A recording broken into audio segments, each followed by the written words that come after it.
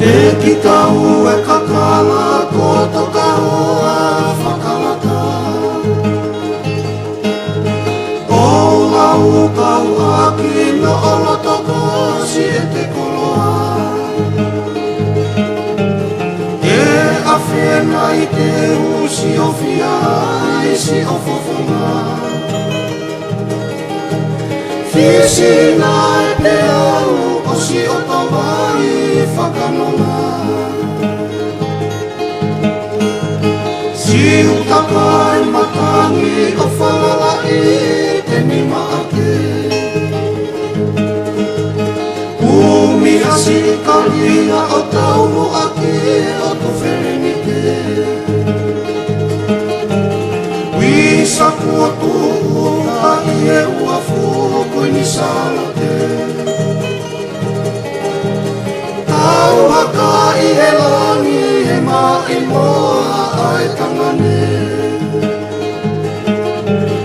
E mana maui peko haina i tene lama. Tau anga e o whani o whaiki si ono i kuana.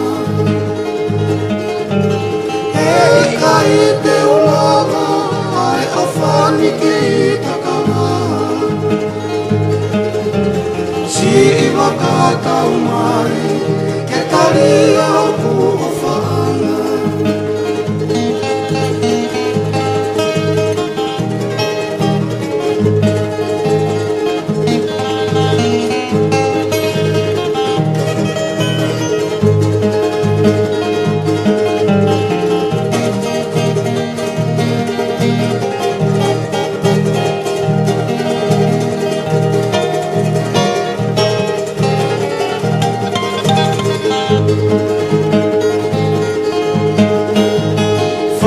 Whangu si ole o i he rolo e ku manatu.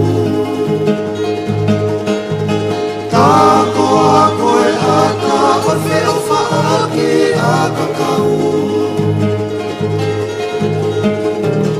Manatu i mua si api ko tari wholau. Mo si onolo se ina ko au mia i he manatu. E mana maui peko haina i te melawa. Tau angai o whani o whaiki si ono i kuana.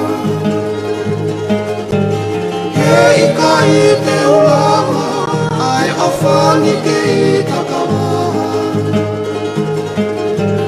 Si wakakau mai